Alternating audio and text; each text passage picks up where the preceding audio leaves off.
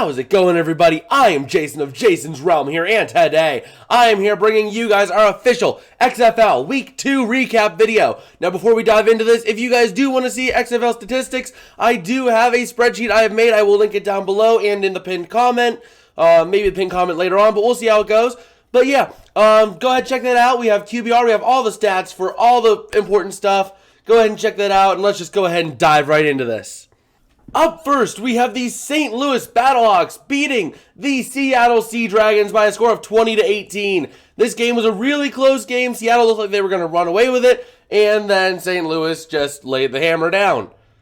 The big takeaway of this game, Seattle really good out the gate, and then they just struggle. They collapse. They fall apart at the end. St. Louis, I have problems with their offensive line. I have problems with their coaching calls. But I do give them credit. They are able to get things together in the second half. We'll see how they fare this week. It's going to be an interesting game to watch.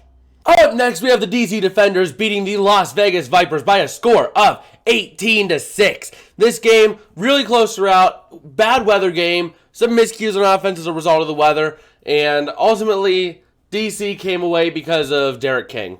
DC, they are really a scary offense. They have a guy who can throw it over the air in Jordan Ta'amu. They have a quarterback who can hand it off or run it, and he is very sneaky. He's able to hide behind that offensive line in Derek King.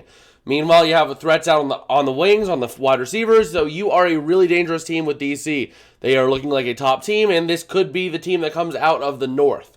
Meanwhile, for the Vipers, they have struggled. They have just completely fallen flat. Expectations were about here. They've been here. They've been below expectations, really not looking real great. Hopefully they can get a rebound next week, but we'll have to see if they can. I'm not so confident that they will be able to. Up next, we have the San Antonio Brahmas beating the Orlando Guardians by a score of 30-12. This game, just sheer Brahma domination.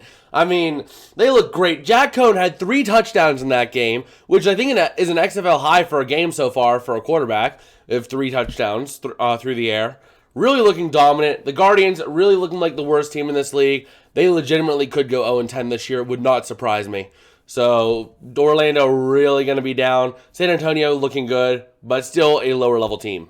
And last but not least, we have the Arlington Renegades losing to the Houston Roughnecks by a score of 23-14. This game was really close. We were here last night covering it live. It was really great. It started out all Houston with a pick out the gate, turning into 3 points, forcing a 3-and-out, getting themselves a touchdown off it.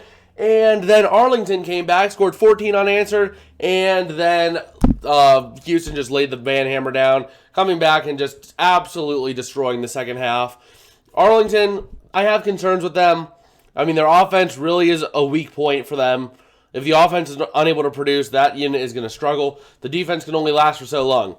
But for Houston, ball control, ball control, ball control. I can't say it enough. Ball control. They had 3 fumbles last night, 2 of which coming off of a punt return, which gave Arlington those points. Meanwhile, Houston really looking solid, but the offense I think really needs to take a step up. Special teams needs to be able to control the ball, but otherwise this team looks good. Hopefully just a bad game for a good team. Houston will be looking great next week. But I guess with that, make sure you check out our stat sheet down below in the pinned comment and in the description. Definitely in the description, maybe the pinned comment.